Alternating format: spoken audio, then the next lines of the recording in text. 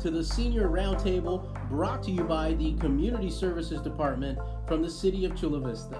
I am Aaron Ruiz, and today we have a very important discussion on one of the most crucial issues our senior population is faced with because of the COVID-19 pandemic. But before we get started, we want to take this time to say thank you to all of the doctors, the nurses, to the first responders who are working tirelessly, long days, long weeks, away from their families just to keep us safe. We cannot thank you enough for all that you're doing every single day. Thank you. Today's discussion is food scarcity, and it is especially predominant and an issue for those that are the most vulnerable during this time, and that is the senior population that is 65 and up. We do have a stay-at-home order because of the high risk that they face during this pandemic. So with that, food scarcity has become an issue. And how are we getting these essentials to our senior citizens who are asked to be staying at home? So for this discussion, we have 4 special guests for you today. And our panel will include Ms. Shaquita Falls, who happens to be the Executive Director of the South County Branch for Meals on Wheels. We have Ms. Rosie Vasquez from Community Through Hope. We also have Commissioner Johnson from the Commission on Aging for the City of Chula Vista, and our Principal Recreation Manager, Mr. Sean Ellis. Thank you all for joining us today, but before we get started, we have some encouraging words and a brief message from our Mayor of Chula Vista, Ms. Mary Casillas Salas. Hello everyone. I'm so glad you're tuning in, and I wanted to let you know that the City of Chula Vista really cares for you. I'm Mayor Mary Casillas Salas, and I'm here to tell you that we are all thinking about you. We want to let you know that you're not alone, and the city is here to assist you in any way we can. Later on, you'll be seeing a video that's produced by our recreation staff here in the City of Chula Vista. We hope that you're able to watch these videos and perhaps get a window to the outside world and know that we really care for you, and hope that we can offer some hints to keep you safe, healthy, and engaged in our community. We love you very much, and just like I miss my 96-year-old mother by not being able to see her, I miss seeing you all around town. But hopefully this will soon be over. Just know that we care for you and we're here for you. Please reach out to us if you need anything. All right, well, welcome back, everybody. As promised, we are here with our panelists, and to reintroduce them, we have Ms. Shaquita Falls, who's the manager of the South County Branch for Meals on Wheels, and she is phoning in to join us today. We also have Ms. Rosie Vasquez from Community Through Hope. She's the Executive Director there. And then from Community Outreach for St. Paul's, but not only that, she's one of our commissioners for the Commission on Aging. Welcome, Ms. Mary Johnson. And our Principal Recreation Manager, Mr. Sean Ellis, is joining us from the City of Chula Vista. Welcome, everyone. Thank you, Aaron. Hi, guys. Thanks, Aaron. Happy birthday. We are all happy that you're here. Unfortunate times, as you guys all may know, and I know that we all have very busy schedules as we're trying to do the best that we can for the community, and that's exactly why we're coming here together, and it's to have a conversation that is going on right now with the senior population, where to get food, what are some resources out there if you have a grandparent or a parent that is in need, and we want to answer those questions for you. And also, if things come up that you just have a concern that we haven't touched on, we definitely encourage you to be posting those comments and contact us so that we can get your questions answered. So we wanted to get started with Ms. Shaquita, and we have a question here: how the service has impacted, ever since we started the stay-at-home order, how has that impacted Meals on Wheels with the amount of food that you're having to deliver? And we also know that there was a fund that was created, I believe, through the county or the city of San Diego, where we were able to pass out more meals to seniors. So If you can touch on that for us, Ms. Shaquita. Oh, thank you. And thank you for this opportunity to get information out to more seniors. It has greatly impacted Meals on Wheels countywide, but we're getting inundated with phone calls. We have a wait list just in Chula Vista of over 100 potential new clients for services. Now, in general, you just have to be 60 years of age or older to access Meals on Wheels. However, the funding that we have, they're calling it COVID-19 funding, and it is strictly for seniors that are 65 years of age and older and low income.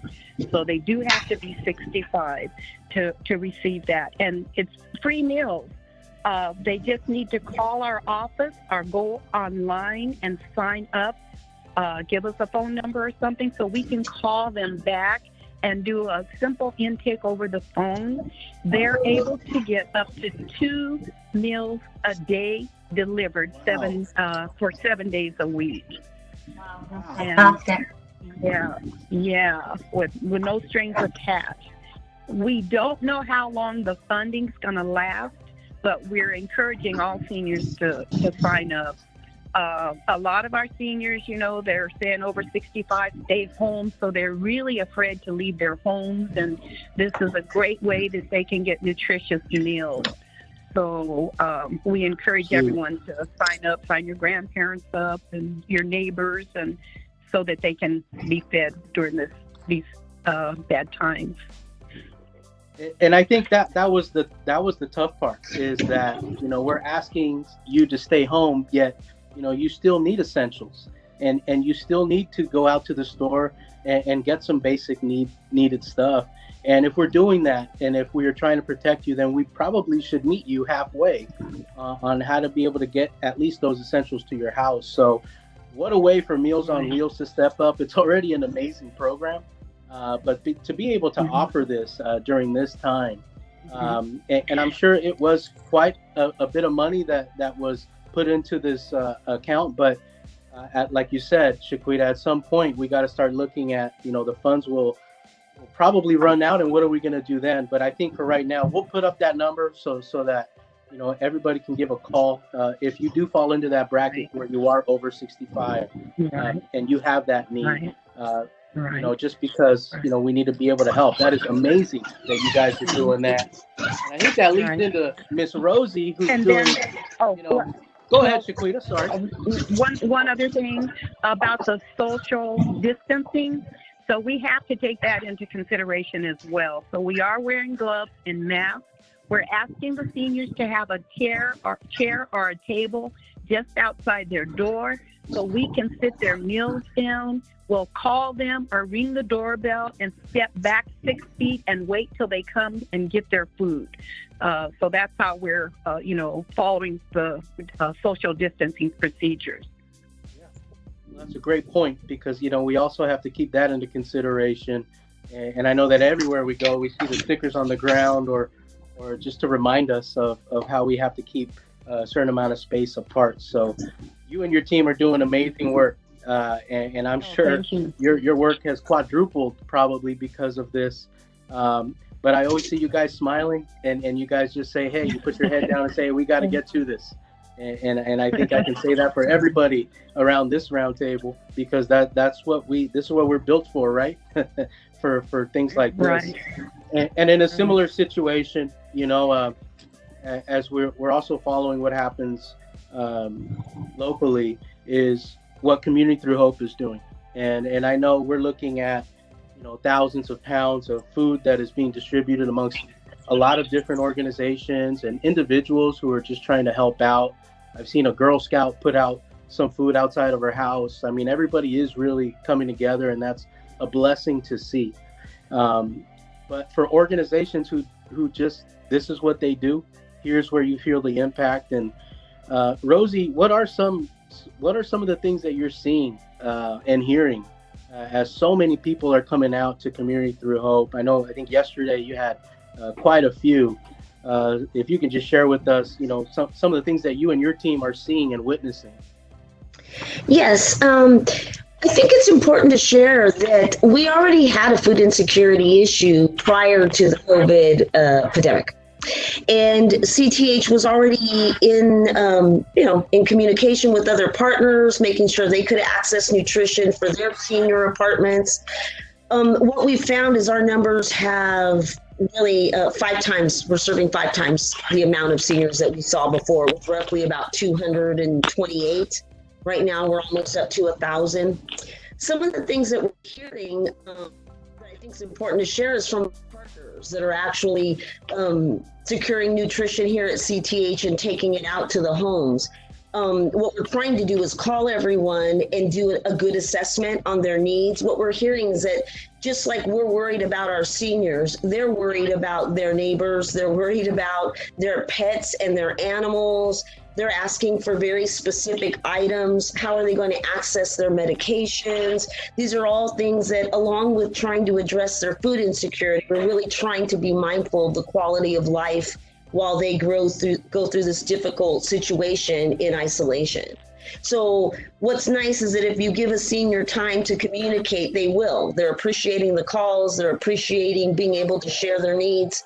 And our nutrition delivery coordinator has even shared with me that she's been making phone calls for seniors who, can you please call my daughter and let her know I'm okay? I usually send a card and I haven't done that. And, I can't really hear my phone ring, things like that, So we're really trying to look at the total environment that they're in and also try and encourage, I guess one of the things that we can do, being a partnership-based organization, is we've touched base with managers, apartment managers, folks, the home parts, and we're using them as our liaison. So we've been able to reach out to them. Their organizations come and access the nutrition here. And some of those volunteers shared with us today that they're actually going through the senior parks with a blowhorn and saying, okay, we're here, we're going to serve this row. It's a very coordinated effort. So, and the most important thing is that we're hearing how grateful they are, how thankful that they are, that the community is stepping up to address their food insecurity as well as their quality of life. Yeah, and I think, one of the things you touched on was the community coming together. And I think hopefully beyond this, and this is going to be one of those things that we can say that we live through and talk to with our children and our grandchildren, hopefully. And, although it be an unfortunate time, that hopefully it can help us solve some of these issues. Because like you mentioned, food insecurity has been an issue before this. I think right now it just multiplied. And one of the things I can reference that I know all of us have been preaching have been the senior population is going to quadruple in the next decade. Can we get ready for this? Because this is exactly what it's going to be like. And so it's important for us to really take note for the things that are happening, because we need to start having some issues and start being proactive instead of reactive. And, I'm preaching to the choir here, but it's a great way for us to really start and think about how we're going to be affected. And Rosie, so can you tell us when you guys are distributing food through your organization? Yes. Well, currently we serve families and individuals, whoever's in need, through our car distribution service. We're seeing yesterday, I think it was 569 cars, somewhere in there, translates to about 3,500 to 4,000 individuals. But for our seniors, what we're doing is using a volunteer cadre. They come here, they pack the nutrition that's needed. And then in that package is also included toiletries, special needs requests. The volunteers have all been screened. They're all masked, gloved. We call before we drop off the nutrition. The senior knows that we're coming, it's left, and then the call is made that it's outside their door. So one of the things that we have been super mindful as we distribute, whether through our car distribution or our delivery system, is to make sure that every volunteer has their temperature checked, that they do have all the necessities to stay healthy.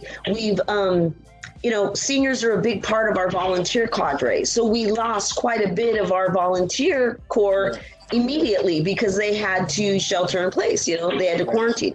So what we've tried to do is use 3 different organizations, faith-based organizations, and all our volunteers are the same folks with us since we started this new model on March 16th.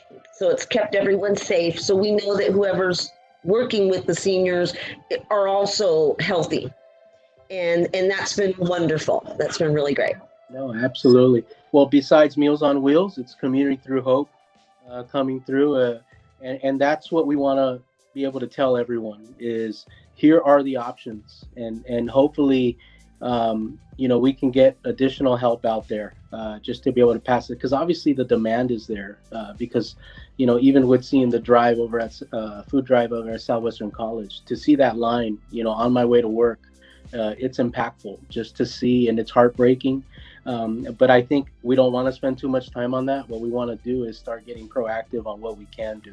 And so we want to be able to tell everybody that it's clear, here is where the help is. And so I thank you both for what you're doing. And that kind of leads into the next question of what are some things that the community can do to help at this time? And that may seem like an open-ended question, and where do we begin? But I think I want to focus on the food, and like you said, Rosie, you've lost, a base of your volunteers because, we rely on those that are possibly retired, semi-retired to help us out. And we're feeling it now.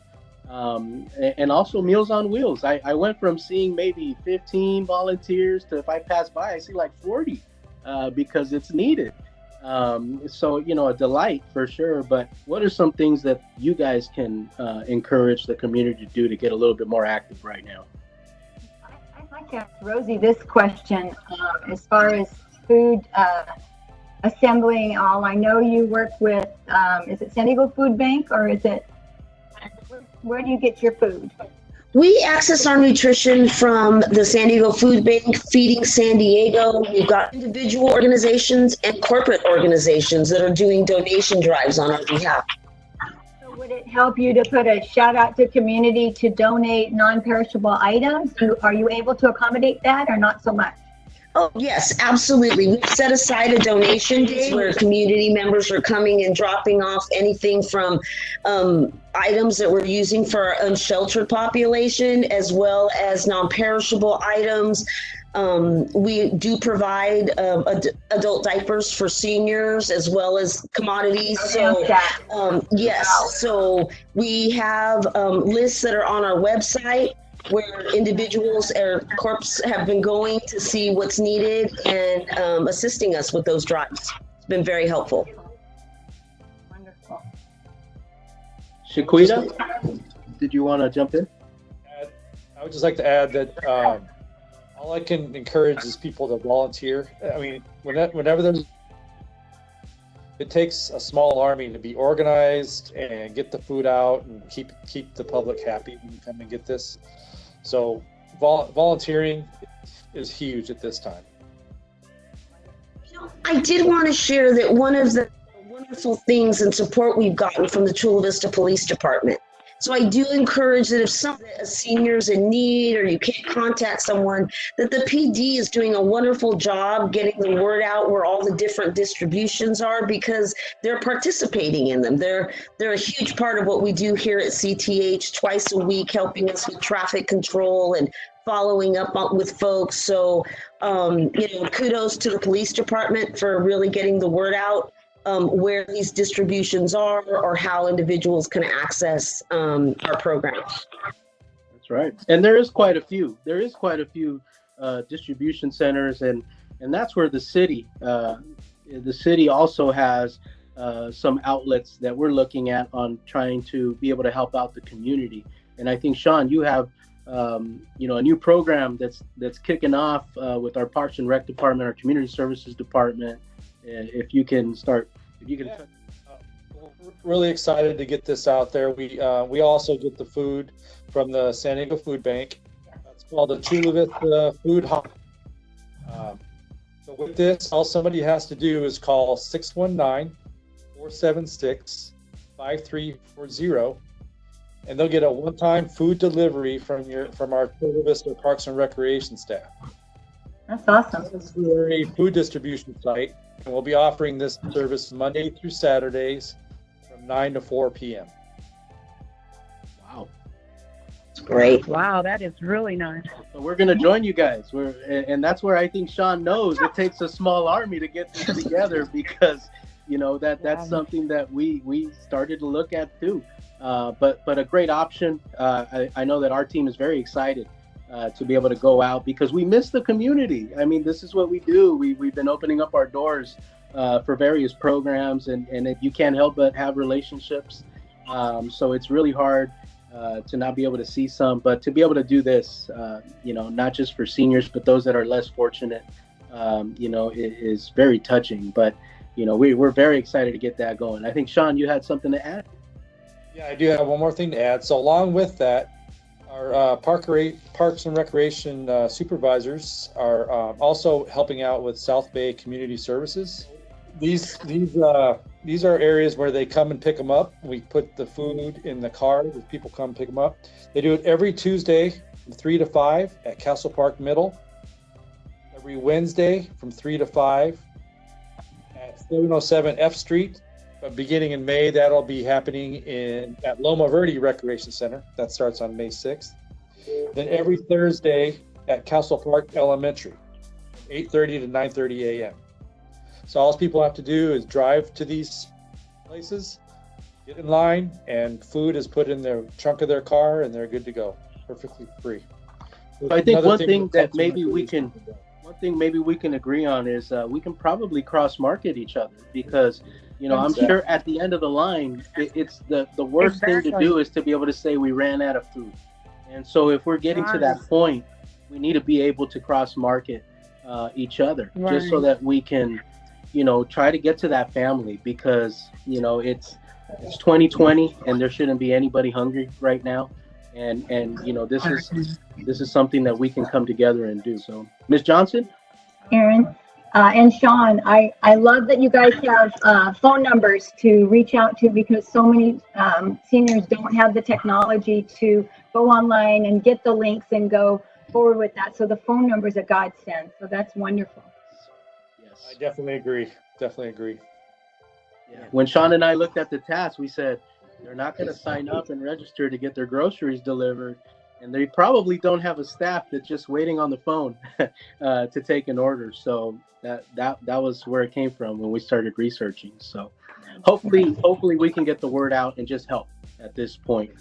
So if I can finish up with one last question that I'll leave up to everybody is, in the short amount of time during this pandemic, what have we learned about emergency food distribution?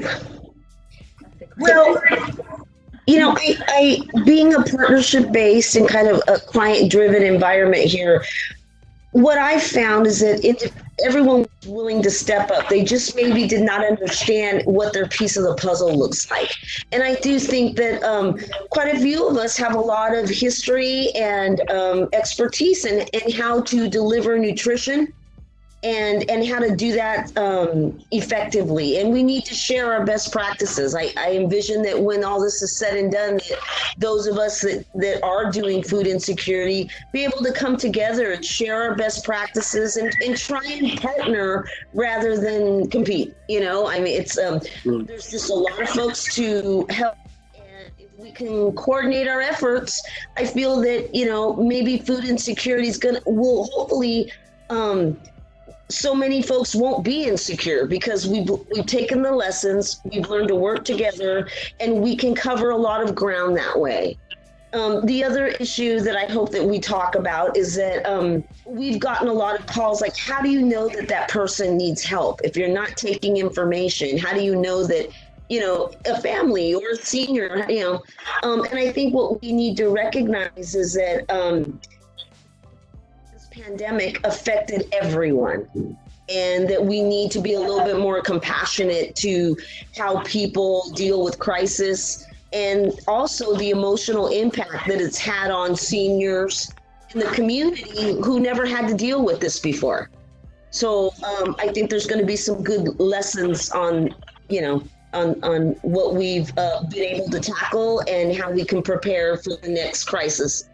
We won't have one, but we need to be prepared. That's right.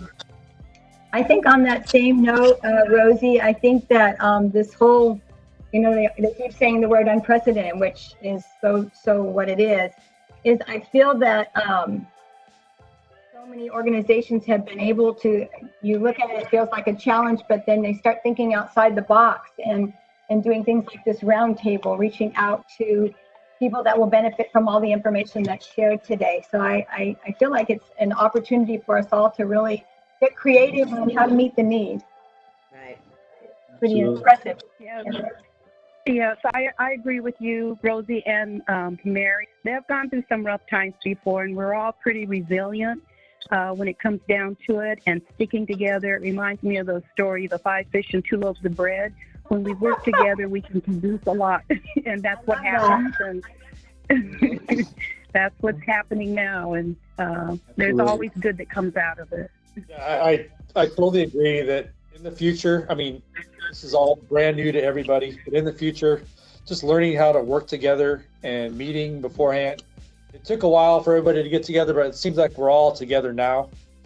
In the future, just be nice to know those resources ahead of time, and we can all just help each other. Yeah, and I think one thing that's very evident is that when you see the different squares in this roundtable, is that we all are doing the same thing. And like we mentioned, food drives and the different access that we have to food, and it is true that we should be coordinating to where, if you got these 2 days a week, maybe I could do these other 2 days, and that's the conversation that needs to happen here. And unfortunately, it's taken what's happening now to possibly get there. But we need to see the light at the end of the tunnel, and it has to be that. It has to be that we can at least come together. Look at PD. They're going to have a soft spot because they're there. They get to see it.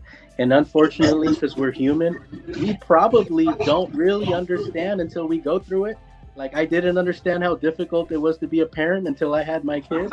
So, I understand my parents now. I understand my dad's frustration and my mom's, and it took me having to go through it.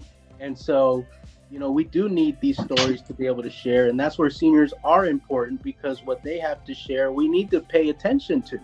And so, that's valuable information that we're trying to produce here. So I think we've run out of time, but I think we've covered a lot. And we're going to get these resources up. Absolutely. You talked about the growth of our senior group. I always remember this fact that in 2010, 10,000 people turned 65 every day. So calculate those numbers, people. The need is just going to get bigger and bigger. Shaquita, that's a lot of meals that we got to pass out. Oh yeah. One more thing. Yes. I think something very valuable that we're going to get out of this is a better way of learning how to communicate with the senior population, because that's always an issue. It's always the goal with the Commission on Aging, how to communicate, how to get our services out, all that stuff. I think this is going to help out immensely. Huge, yeah. Mm-hmm. Absolutely. Well, that's what we're hopeful. We're hopeful that somebody can get a chance to see this, pass this information along. And then, like we're mentioning, we need to think outside the box when it comes to, if this is an issue, what can we do to be able to remedy that? And we want to continue these discussions, because this is just a small piece of the puzzle here. Food is just a small piece, and it is a big deal. But as we look ahead, one of the things that we're going to be touching on next week will be senior isolation, because during this time, I know that for me and my 2 young children, I could only do so many art projects, and we want to get out of the house. And so, with our given restrictions and the stay-at-home order, at the senior living homes, and Mary, maybe you can touch on this very briefly, is, we're seeing that they're confined to their room because it's for their safety. So because of that, we want to protect them. They are the most vulnerable part of the population right now. So they need to be protected. But imagine what life is like if you can't leave your room. And that's difficult. We're having a hard time just in our house. I know. I asked Sean before we got started how you guys were staying in touch with Norman Park seniors, and I know you're doing the wellness calls, and we are doing a lot of the wellness calls, lots and lots of those. And our activities, we're just, like I said earlier, thinking outside of the box and doing what we can to, work within the confines that we are in. And I think the wellness calls, to me, have been the most useful and fruitful, because they just like they like the interaction, and they like sharing their story. And it's been a real benefit. So I'm glad you guys are doing that. No, and luckily for us, we haven't really come across any emergencies for that matter. But if I can quote some of them, they are insanely bored, and they want to chat for a few minutes, and I'm happy to do that because I also need some entertainment. So we're happy to do that. And I think what we're starting to hear now is, we need to find a way to make sure that they still feel connected to the world, to each other, to us. And so, that is something that we're going to be discussing next, because, we've seen some of the suicide rates in the last few years, especially comparing to teens and seniors. And that's something that's very eye-opening. And so we need to start doing something about this right now. I think the bottom line here is to be proactive. And so we want to bring in a team of professionals to help us during this time. Maybe there are some tips and some things that we can do for our neighbor, for a grandparent, for our parents.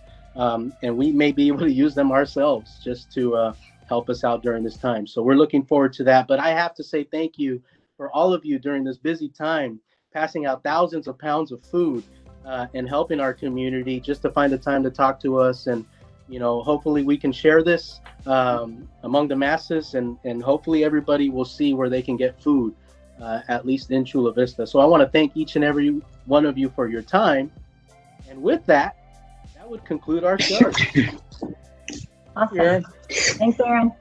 Thank you, Aaron. Thank you so much. Okay, thank you. Bye-bye. Well, ladies and gentlemen, that concludes our show for today.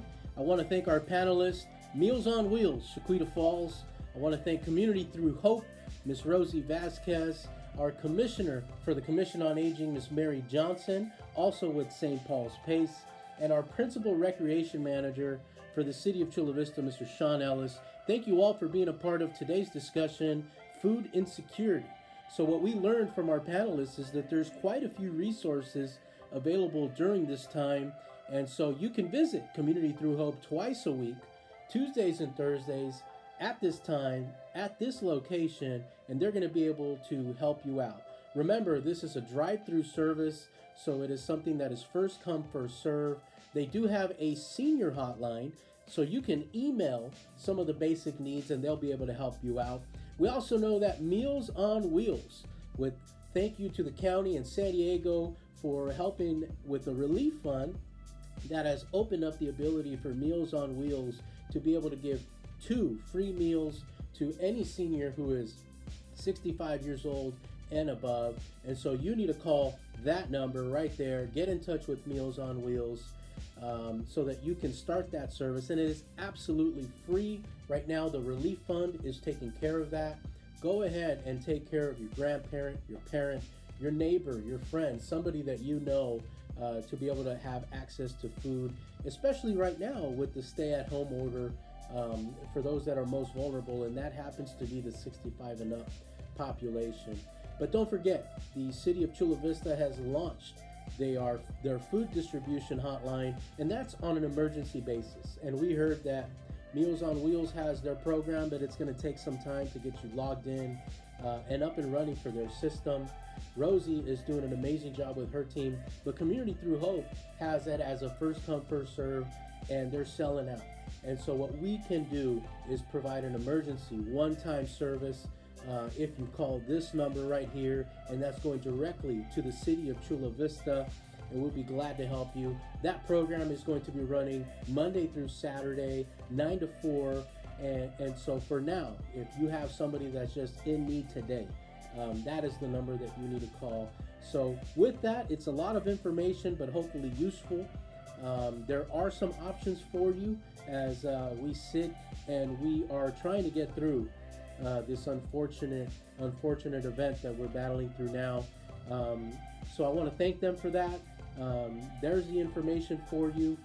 Please pass that along to any loved one or friend that may need that. So next week we have another discussion for you, and we briefly touched on it today, and that is our senior isolation, and it is something that we have battled with for quite some time. But right now, I think we're all unfortunately going through that, the frustrations of having to stay at home, the limitations. You know, we love our freedom, and right now we just need to do this as a community in order to combat this. So with those stay-at-home orders, it does cause some frustration, and so we want to make sure that we provide any coping methods to just make the process easier and be able to communicate with one another and stay engaged. So we're looking forward to next week's discussion, so please tune in, and please, if you decide to leave your place, you need to cover your face. We'll see you next week.